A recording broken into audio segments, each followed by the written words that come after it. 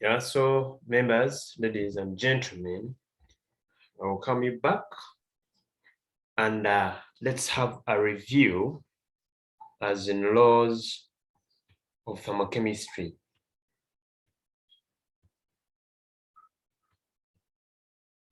Today, we are going to specifically be interested in the Hess'S law.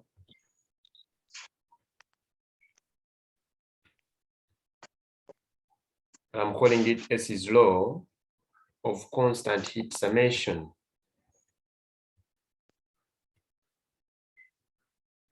Yeah, in some lesson we talked about it, but we can remind ourselves about this law. Basically, I had considered a case where we have A going to D. If this is the H1 or enthalpy 1, one can take this root direct. One can take this root direct from D, yeah, and I'm going to call it root 1. But still, someone can pass through different stages. First forms B, after B forms C, after C you go and form D.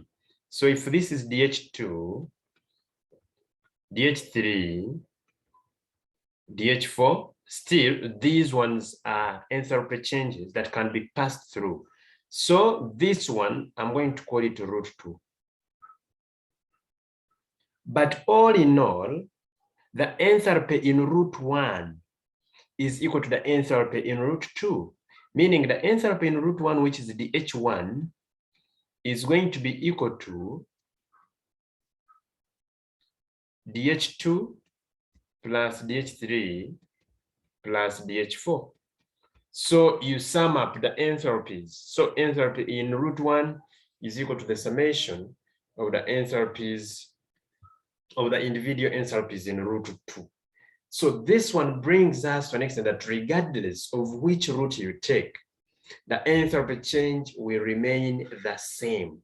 And therefore, coming up with the Hess's law as if a reaction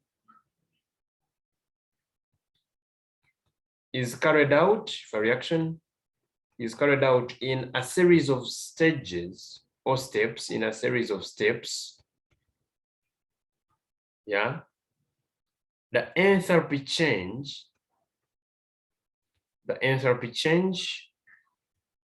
for the overall reaction,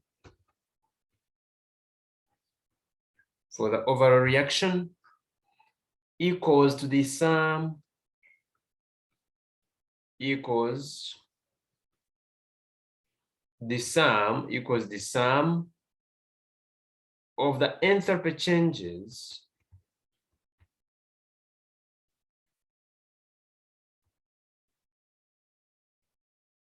for the individual steps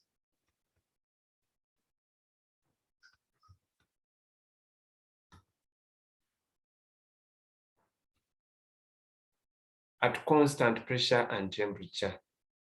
At constant temperature and pressure, implying that if you carry out the reaction in different steps or stages, the enthalpy for the overall reaction, that is the H1 from A to D for the overall reaction, is equal to the sum of enthalpy changes for the individual steps at constant temperature and pressure.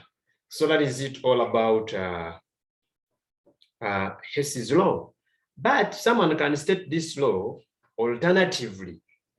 Someone can state this law as at constant temperature and pressure, or at constant temperature and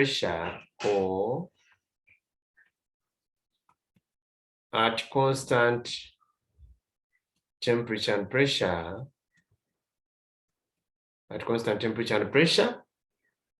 the enthalpy change for the chemical reaction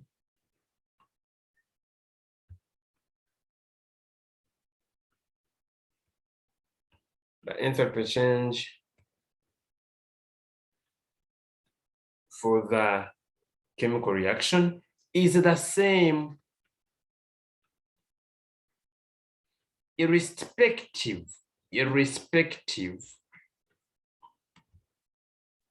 of the number of steps, irrespective of the number of steps or stages passed through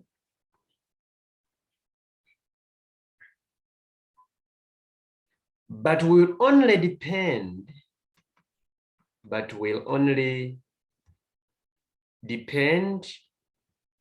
on the final, on the initial and final states of the reaction.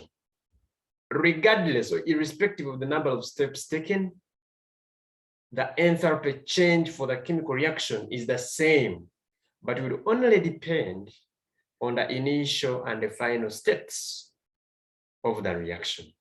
So that is about Hess's law. Someone else can state it that the enthalpy change for a chemical reaction is the same, whatever route is taken from reactants products at constant temperature and pressure. So you pick what is easy for you, and then we see. So under this, we shall be seeing how we can come up with a simple Born-Haber cycle. In that cycle, we shall apply it in determining the enthalpies of reaction, enthalpies of formation, and the rest. So for now, the Born-Haber cycles we construct here are not detailed. They don't have atomization energies, they don't have lattice energies, but those simple ones are the ones we begin with, so that as we progress, we look at the other ones which involve other reactions. But here we basically talk about combustion, enthalpy of formation, and enthalpy of reaction. So you need to know the definitions of those terms, and you need to know how you can yourself generate the equations, and then you construct something productive. Let's look at examples, how we apply Hess's law or significance of Hess's law. Of course, we know that many enthalpies of reaction cannot be determined experimentally. For example, you cannot determine enthalpy of formation of methane. You cannot determine it directly because carbon and hydrogen do not readily react. But we can determine, or we can obtain the enthalpy of formation of a compound by utilizing the enthalpies of combustion of a compound and the elements that make up that very compound. So without wasting time, I want us to look at examples, but basically we apply the Hess's law. We shall apply the Hess's law. So I request that you be sure of the reactions, yeah? Number one, calculate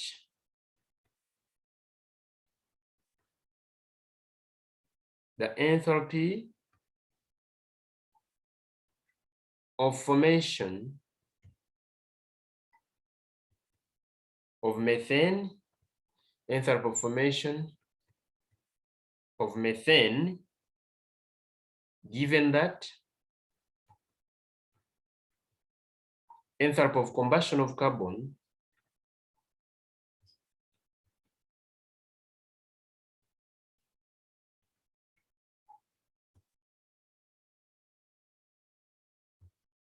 is -393 kilojoules per mole, comma, that of hydrogen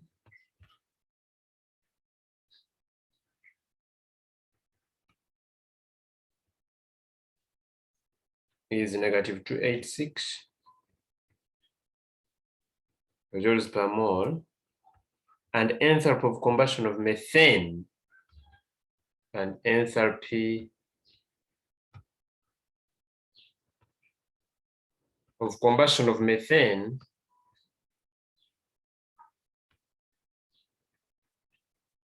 is negative 890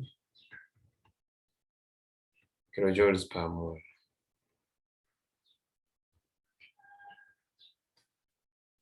That's what we are having. Catch the enthalpy of formation of methane. You need first to know what is enthalpy of formation. Energy change or heat change that occurs when one mole of a compound is formed from its constituent elements in their normal physical state at standard temperature and pressure, or at 298 kelvins and 1 atmosphere.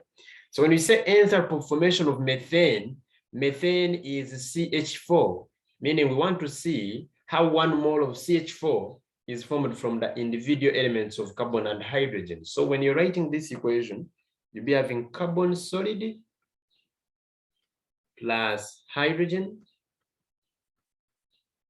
This one will lead to the formation of methane, CH4.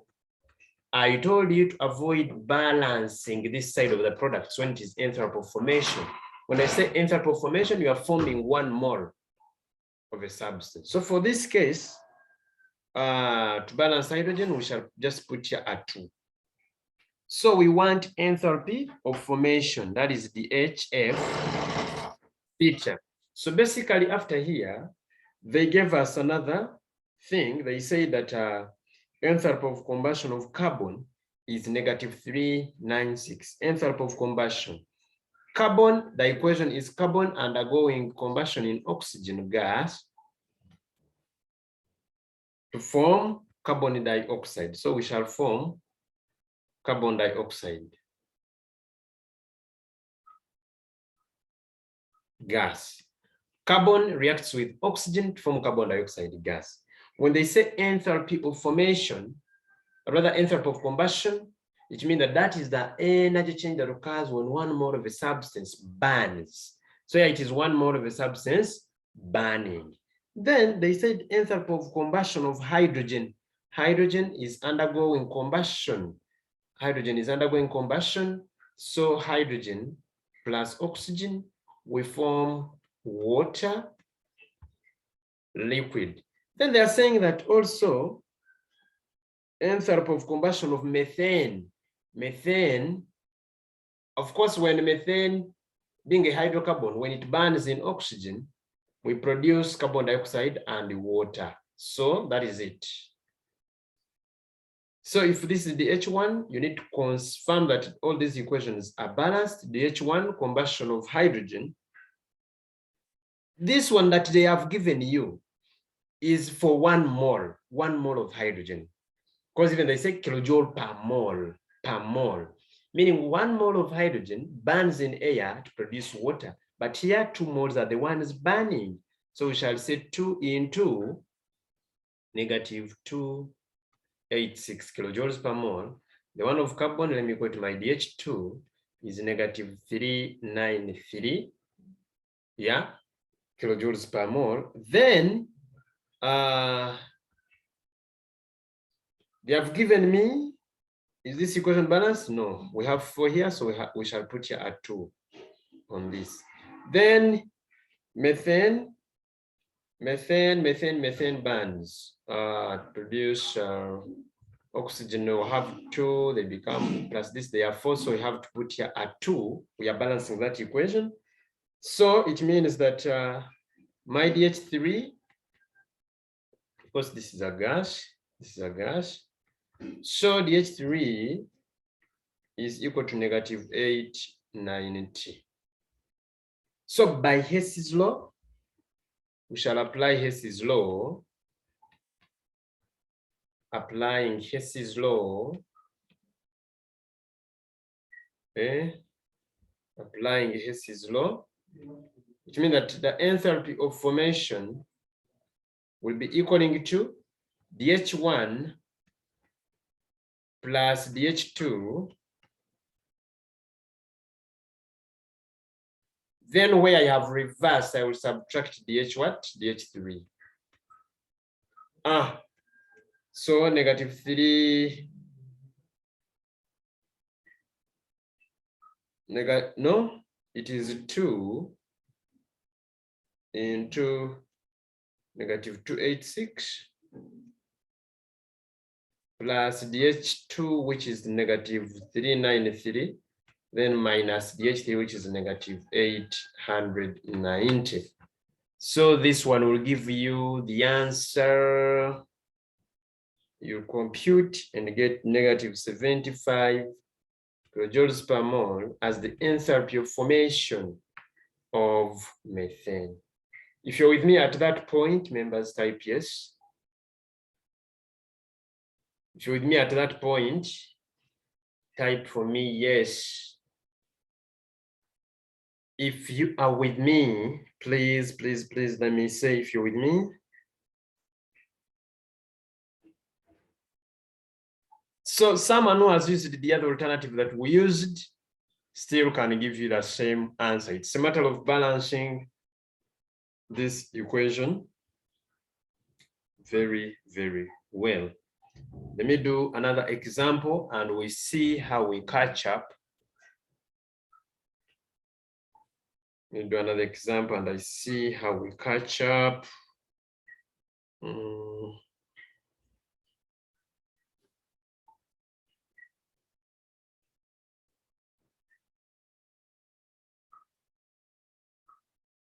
Example number 2.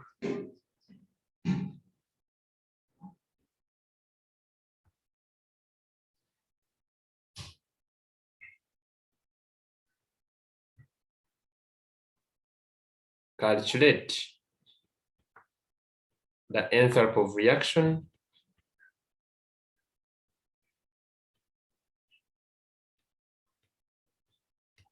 the enthalpy of the reaction. The reaction has been given 2 carbon plus 2 hydrogen to give you ethene. Given that enthalpy of combustion of carbon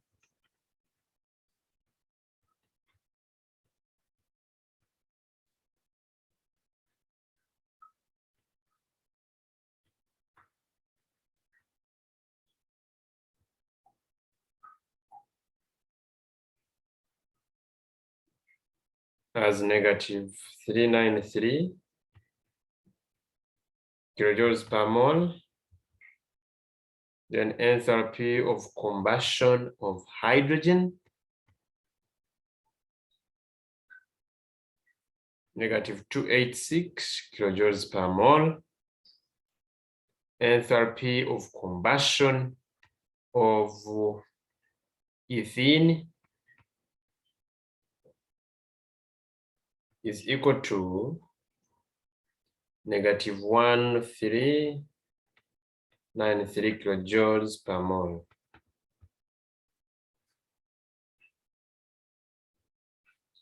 So looking at this, since we have been given a reaction, you can rewrite that equation: 2 carbon atoms plus 2 hydrogens.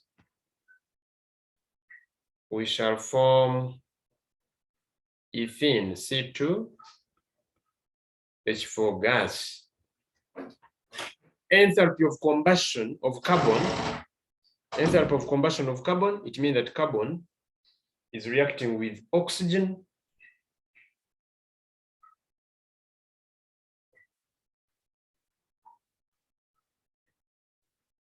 Carbon is reacting with oxygen, and at that point, we produce carbon dioxide gas. But here we have 2 carbons, so I will put here 2. And we have 4 oxygens, so I have to put here a 2. Then enthalpy of combustion of hydrogen. Hydrogen is burning. When hydrogen burns, it burns in oxygen, produce water, which water and the carbon dioxide will be produced when ethene burns. So when ethene burns, an oxygen produces that. So let's balance these equations and we see this is okay. But since there are 2 moles of carbon burning. It means the enthalpy they gave me is for 1 mole. So if I want the combustion, if I need the enthalpy of combustion, here it is going to be, let me call it my DH1. It is going to be twice the combustion of carbon.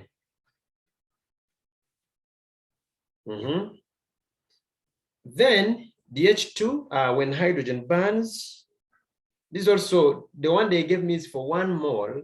So if I want for 2 moles, I will say my DH2 maybe is equal to 2 into negative 286.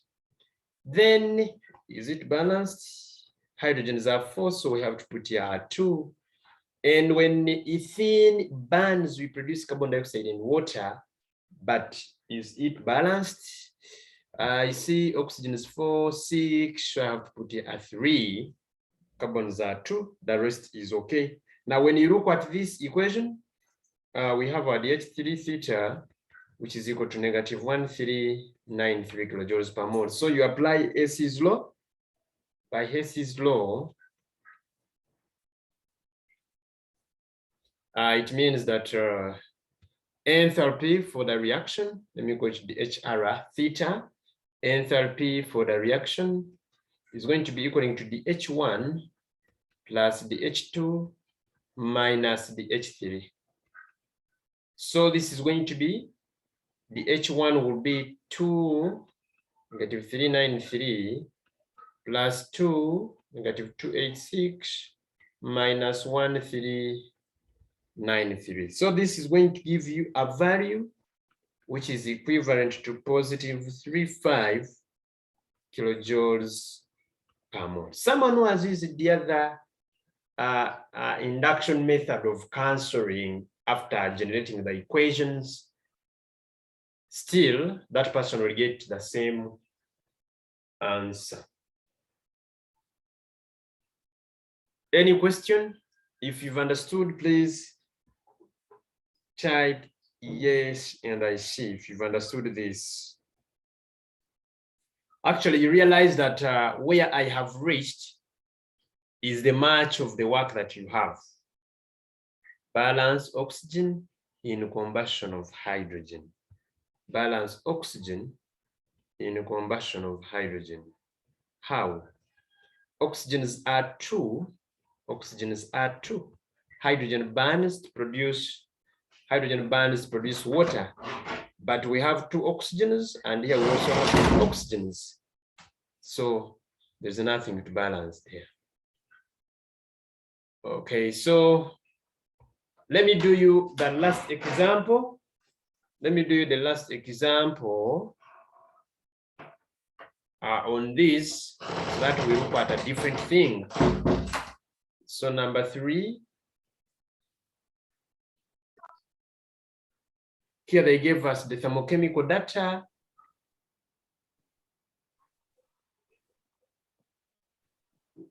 Thermochemical data for some reactions.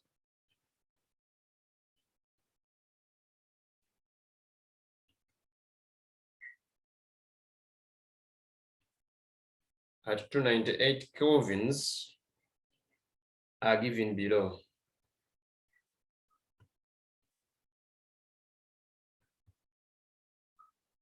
One, carbon monoxide gas plus a half oxygen produce carbon dioxide gas. 2, hydrogen plus a half oxygen, we shall produce water. Then methanol plus 3/2 oxygen, we shall produce carbon dioxide and water. They are giving respective enthalpies.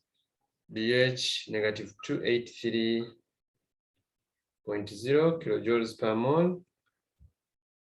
DH negative 286.0 kilojoules per mole, DH negative 715.0 kilojoules per mole. So the question is, calculate the enthalpy for the reaction. Calculate the enthalpy for the reaction. Carbon monoxide gas plus hydrogen gas form methanol liquid. So in this case, if they want us to calculate the enthalpy for the reaction, you first write the equation: carbon monoxide gas plus 2 moles of hydrogen gas, we are producing methanol, CH3OH liquid. So enthalpy of combustion of carbon monoxide. So carbon monoxide is undergoing combustion, that is burning in air. They already balanced it, a half gas, and it is going to form carbon dioxide.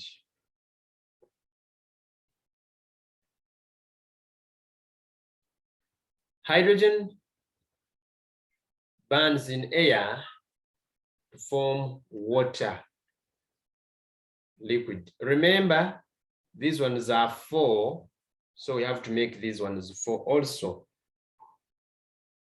Here, it doesn't matter whether you are going to balance it with oxygen as a half, because they have already given you 2 molecules here. So I will just say oxygen gas. Then methanol is undergoing combustion. Methanol undergoes combustion to form carbon dioxide and water. Yeah, so that is it. And we were given different enthalpies for the carbon monoxide. Since it is 1 molecule, I'm going to say DH1 is equals to negative 283.0. And I'm going to say my DH2 here, since there are 2 moles of hydrogen burning, I'm going to say 2 into negative 286.0. And then for the combustion of methanol, I will say DH3 is negative 715.0. If you are with me, guys, type yes. We want the enthalpy for the reaction. We want the enthalpy for the reaction. So if you're with me on what I've done, type yes, because this is my final example and I give you what to do. If you're with me, guys, so far, type some yes.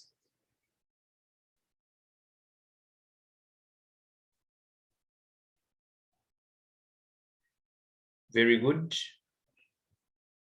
Very good, very good, very good. So from here, we shall apply Hess'S law. And when you apply Hess'S law, you're going to get enthalpy of reaction as the H1 theta plus the H2 theta minus the H3 theta. So this will give you the answer. Substitute. Where there is 2 times, you have to indicate it. Where there is this, you have to indicate it, something like that. So that is what I expect you to learn.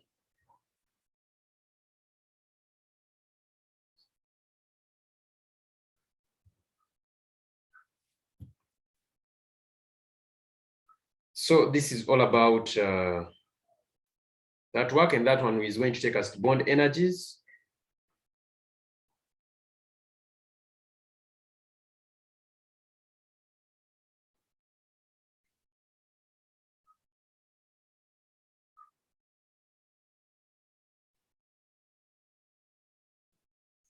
Okay.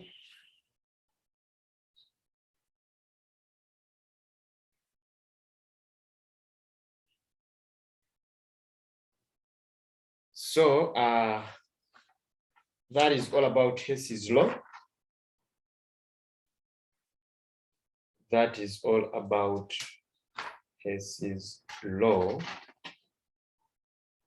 And from there, I'm going to talk about bond energy. I'm going to talk about bond energy. I'm going to talk about bond energy. Members, I would love that you reconnect shortly.